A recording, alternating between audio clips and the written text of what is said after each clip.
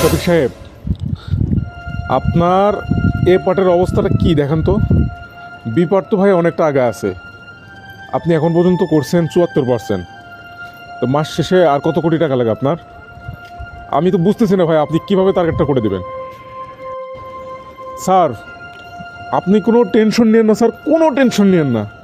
আমি স্যার বরিশাল, তারপরে চট্টগ্রাম, তারপরে কক্সবাজার এবং রংপুর, আমি এই সব জায়গাতে স্যার নিজে প্রত্যেকটা পয়েন্ট ভিজিট করছি।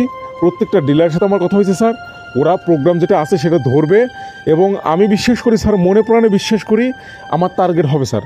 আমি ইনশাল্লাহ স্যার মাস শেষে আপনাকে 100% টার্গেট বুঝে নেব। আপনি স্যার কোনো চিন্তা করেন না। আপনি স্যার নাকে তেল দিয়ে মনে করেন ঘুমান। ভাই প্রত্যেক মাস আপনি ওই একই কথা বলেন, আমাকে এত পাম্প পট্টি মাইরেন না ভাই। আপনি আমাকে দেখতেছি অনেক তেল মারতেছেন, আমি কিন্তু তেল খাওয়ার মানুষ না ভাই। হ্যাঁ, তবে কাজে আমি আপনাকে যেটা বলতেছি, টার্গেটটা করতে হবে ভাই। কিভাবে করবেন আমি জানি না। আপনাকে আমি যে প্রোগ্রাম চাইছেন আমি প্রোগ্রাম দিছি। ডিলারদের 1%-এর সাথে আমি আরও 2% দিছি। পাশাপাশি ডিলারদের অনেকগুলো Nepal tour, Cox's Bazar tour, India tour, নানা রকমের ট্যুরের প্রোগ্রাম দিছি। তারপরে আপনার এসআরদের প্রতি এসআর 1500 টাকা করে বেতন বৃদ্ধি করছি। আপনার প্রায় 22টা প্রোডাক্টে আমার অফার চলতেছে ভাই। স্যার এটা আপনার দয়া স্যার, আপনার মহানুভবতা। আপনি আমাদের স্যার, আপনি আমার গার্জেন স্যার। আমি জানি আমাদের জন্য কত কি করেন। আমাদের সুযোগ সুবিধা বৃদ্ধি করার জন্যে প্রতিনিয়ত স্যার আপনি কাজ করে যাচ্ছেন, এটা তো জানি স্যার। ইনশাল্লাহ স্যার আপনার অসম্মান করব না। আপনার সম্মান যেভাবে রক্ষা করতে হয় স্যার, আমাদের চেয়ারম্যান ম্যাডামের কাছে আপনাকে যেভাবে স্যার উঁচু স্থানে সম্মানের সহিত রাখতে হয়, আমরা স্যার সেভাবে কাজ করব। আপনি স্যার টেনশন নেন না। প্রত্যেকটা প্রোগ্রাম ধরে প্রত্যেকটা ডিলারের সাথে কথা বলবো। আমি নিজে ডিলারকে ফোন দেবো স্যার, প্রয়োজনে TSM RM প্রত্যেককে আমি ফোন দেবো স্যার। আপনি টেনশনই নেন না, আমি স্যার টার্গেট করে দেবো ইনশাল্লাহ স্যার। ঠিক আছে ভাই, ওটা যেন হয়, ওটা করে আপনি আমার কাছে আসবেন। অন্যথায় কিন্তু আমি ভাই আর কোনো কথা, কোনো এক্সকিউজ শুনবো না। ওকে, আপনি আসেন। রবিউল, মাত্র আমি DGM স্যারের কাছ থেকে বের হইলাম ভাই। আমার যে হারে বাঁশ দিতেছে অছড়া, আমি যদি তোকে দেই তোরা তো চাকরি করবি না, বুঝছস। তোর এই মাসে টার্গেট 1,50,00,000। তুই টাকা দিছস 80 লাখ, আরও 70 লাখ টাকা লাগে, হাতে আছে কিন্তু 7 দিন ভাই। এখন তুই কত, তোর আসলে প্ল্যান কি, তোর কি লাগবে ক? তুই টার্গেটটা করবি ভাই। তোর টার্গেট করতে কি লাগবো, মায়া লাগবো ভাই।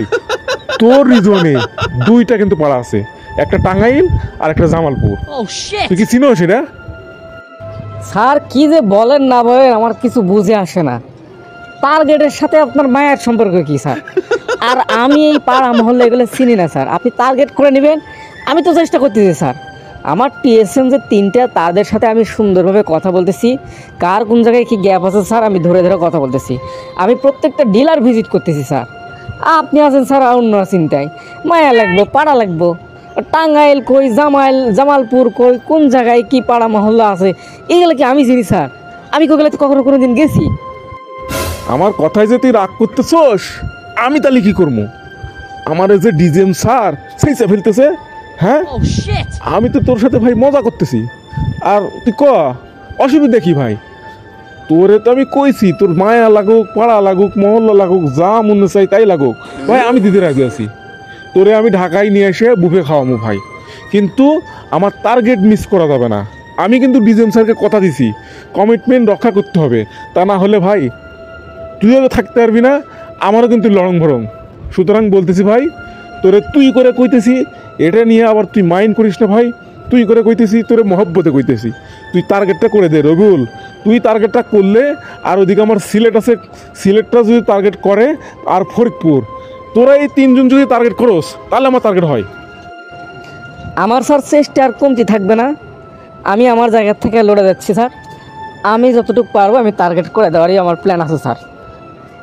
আমি চেষ্টা করতেছি স্যার। ঠিক আছে, আমি সিলেটিরে ধরতেছি, আর এখন ফরিদপুরে ধরতেছি।